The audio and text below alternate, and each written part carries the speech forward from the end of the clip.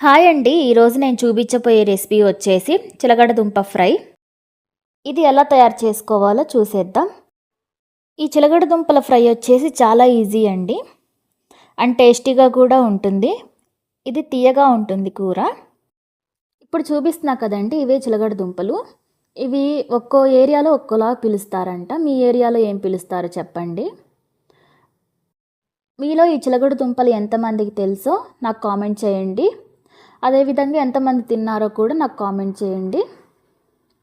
ఈ విధంగా చిలకడ దుంపలకి చెక్కు తీసుకోవాలి.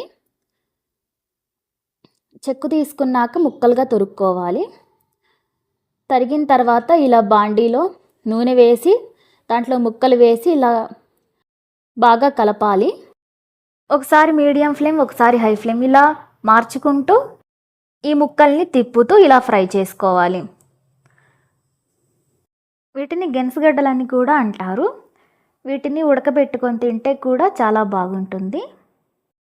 ఈ ముక్కలు బాగా వేయించిన తర్వాత మనం ఈ ముక్కల్లో జీలకర్ర, ఉప్పు, కారం 3 మిక్సీ వేసుకొని కలిపిన పౌడర్ వేసుకోవాలి. ఇదేనండి ఆ పౌడర్ వేస్తున్నాము. మీ టేస్ట్కి తగినంత ఉప్పు, కారం, జీలకర్ర వేసుకోవచ్చు. ఇది వేసుకున్న తర్వాత బాగా మిక్స్ చేసి వెంటనే ఆపేసుకోవాలి. ఇదండి కూర రెడీ అయిపోయింది. ఎంతో టేస్టీగా ఉండే కూర. మీరు ఒకసారి మీ ఇంట్లో ట్రై చేసి నాకు కామెంట్ చేయండి. చూడటానికి గోల్డెన్ కలర్లో బాగుంది కదా. కావాలంటే దీంట్లో కరివేపాకు కూడా వేసుకోవచ్చు. ఇదండి చిలకడ దుంప ఫ్రై రెడీ అయిపోయింది. ఇది మీకు నచ్చింది అనుకుంటున్నాను.